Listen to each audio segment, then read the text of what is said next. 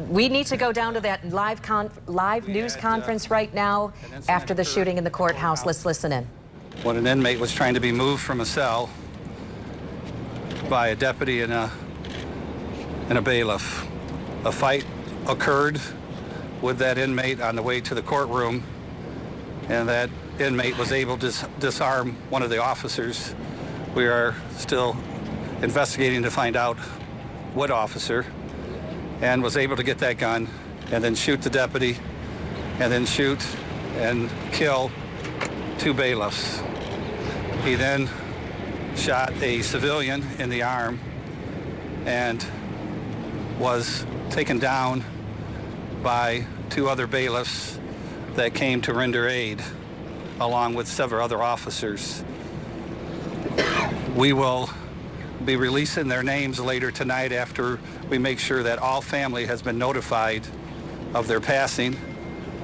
We have counselors coming in to talk to employees, and due to this incident, the courthouse will be closed tomorrow. There'll be no court in Berrien County tomorrow.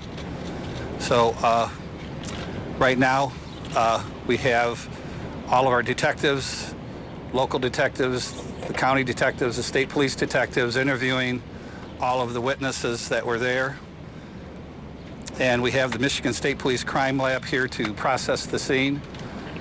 As soon as the scene is processed, the victims will be removed to Grand Rapids for an autopsy. So if I can answer any questions, that's what I have to say at this time. Can you give us the history, sir, of those of your colleagues that were lost today? How many years have they been bailiffs, deputies? And what can you tell us about the inmate? Why was he, I think you said why was he in custody? He was in custody for several charges. We'll give you all that update at our next press conference. We'll have all that information for you at that time, and we'll have the information on the 2 bailiffs that were killed at that time also. They've been, both bailiffs have been law enforcement officers for a long time, and they've been bailiffs for the last 10 years. Can you give us more information about, more details about how he was able to get that gun? Well, that's what we're investigating right now. Sure. So all the detectives are piecing that together from all the cameras that we have at the courthouse, and I'll have more details here in the next couple hours to share with you on how that occurred. Where did the fight take place, Sheriff? The fight took place right outside the holding cell at the courthouse. As they were getting him out of the holding cell, they secured the door, and then the inmate started fighting with the deputy and bailiff, and that's when the gun was able to be taken away. He was trying to escape, and that's when he fatally wounded the 2 bailiffs. As people have been leaving the courthouse, state police have been stopping them, asking them questions and writing down information. What can you tell us about what they're asking people who are leaving the courthouse? Well, we want to make sure that we've interviewed anybody that was in the courthouse, so we're asking them if they've been interviewed yet. So the detectives are interviewing all the courthouse employees that were on the 3rd floor, and we're releasing everybody else that did not see anything. So we want to make sure that everybody that was on that 3rd floor gets interviewed, and that we have all the information to piece everything back together of what occurred. You said a civilian was shot. I'm sorry, civilian, was it a male or a female civilian? And who was that person? We'll have more information at the next press conference on that also. Was the shooter handcuffed or restrained in any way? We'll find out at the next, as soon as I can meet with the investigators. The area is cordoned off because it's a crime scene, and we're not going in there to look at that now until the Michigan State Police Crime Lab gets here. Has everyone been released from the building now at this point? Is everyone released? Yeah, the only people that are there right now are people that still need to be interviewed, but everybody else was sent home. Can we see how many people were inside the courthouse? The shooting was not inside a courtroom, and it was in a corridor leading from the holding cell to the courtroom. Was it sheriff sentencing or arraignment, or why was he here? That's what we'll have more for you. I have him piecing that together. He was going over for some court proceeding from the jail, and we'll have more information about exactly what that proceeding was at the next conference. How many civilians taking? Pardon me? Just one. How many And- were inside the courthouse when all was down?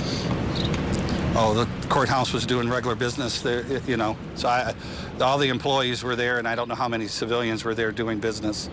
Who shot and killed the inmate? We will release that later on after I have all the information from the investigators.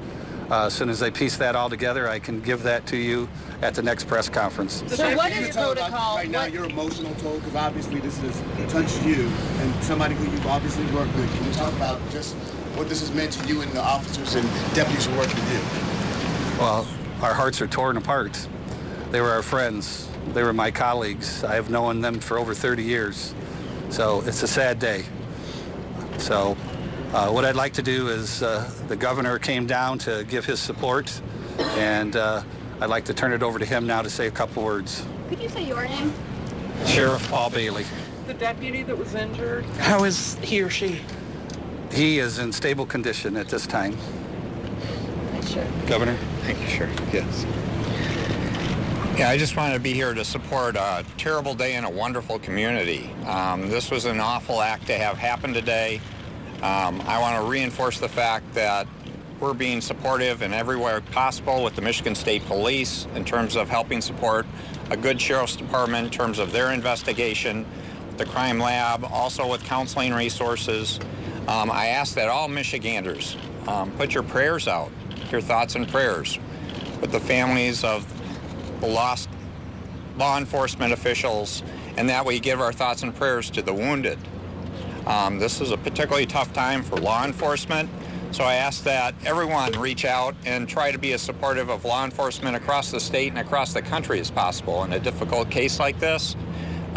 This is a terrible event to have happen, and we need to rally together to support one another. And you can see that from the community members with me and the law enforcement members with me, but we should all be standing together to say, how do we support one another, and how do we work to make sure these things don't happen? So thank you. Governor, why did you decide to come out today?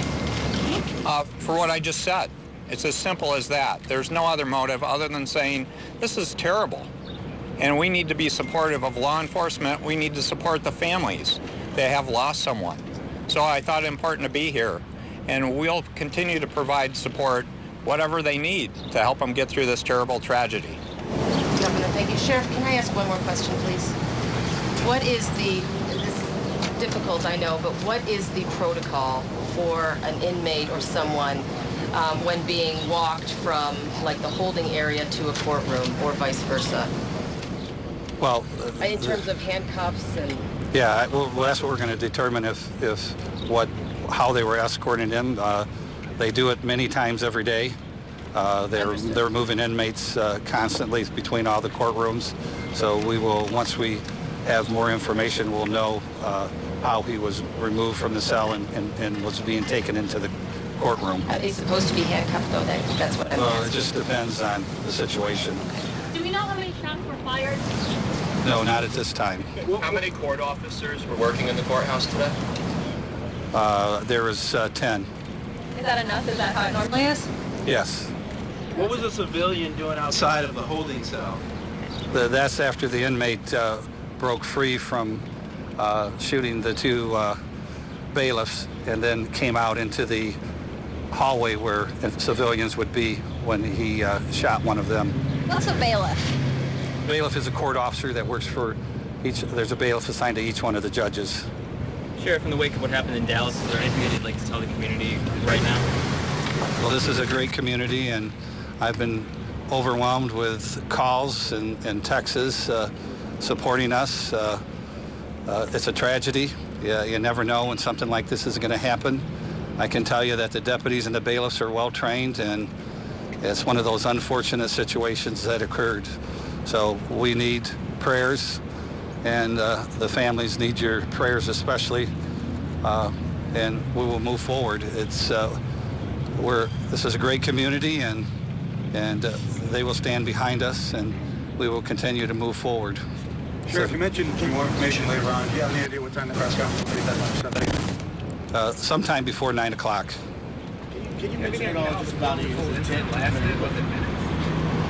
Excuse me? just in terms of what was he prosecuted for? What was he being put away before. That's what I have my investigators gathering. We'll release all that at the next press conference. Did he make any statements as he was running from the deputy? That's what I'm going to find out. And how many deputies or bailiffs usually transfer an inmate into the courtroom and out? Two. Thank you for speaking to us. Yeah. You will let us know about the next update. Yes, I will.